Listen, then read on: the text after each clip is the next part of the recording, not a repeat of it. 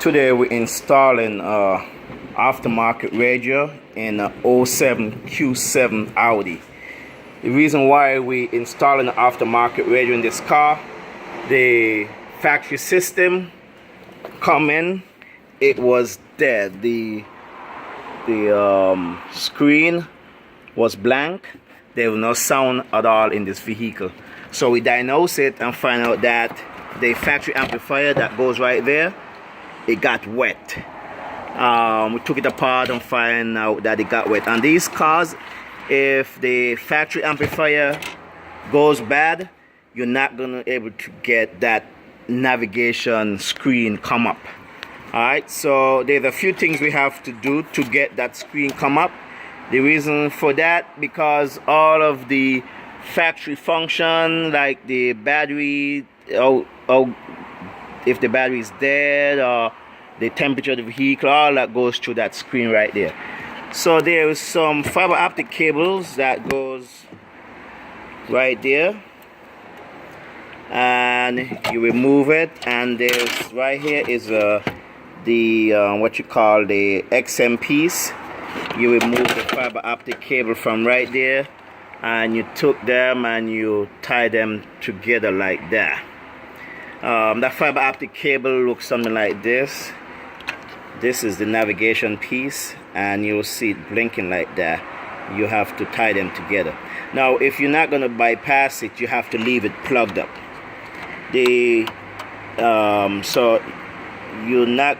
The reason why we're going to use both of these two units by our fiber optic is because there's a piece that you could do the same thing, that loop both those cables into each other, but I do not have it. So we take both those cables out and we do like this. This is the speaker wires, all those one that twist together. Those are your speaker wires that we're gonna take to the front, and we're gonna run them through where we're gonna put the factory radio, the aftermarket radio. Sorry about that. We're going to the front now. There's a few things we had to do to the front. Right here, right below the air vent, there's the factory CD player that we're gonna remove, and we're gonna put just a basic CD player in there. The customer don't worry about navigation and nothing like that. That's the only thing he's not gonna have is navigation. He get that from his phone. So there's two plugs come out of that aftermarket CD player. Right here is the power plug, and right here is the fiber optic cable that you there was like two. Take them out the plug, we tie them together, and you're able to get the screen to come up. Now once that screen come up,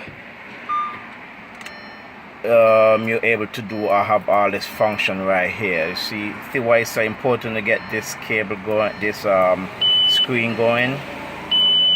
Now after you do the back, you're gonna get the screen to come up, but you're not gonna get all this function like messing with the dial knob. You're not gonna able to move the dial. So after you finish bypassing the fiber optic for the CD player, that's when you're gonna able to get all this function right here. Alright, it give you, even tell you the vehicle identification number, and see, that's why it's so important to get this screen going, because I tell you everything about this vehicle. There's another video that we saw, someone got up there that they put a radio in the car, but they wasn't able to get the screen going. But you need to get the screen going, unless there's a damaged screen or something.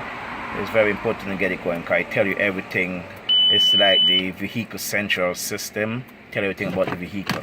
All we're gonna install here is a basic CD player that we sell here at the shop for 50-60 bucks. We're gonna install it right where the factory CD player goes.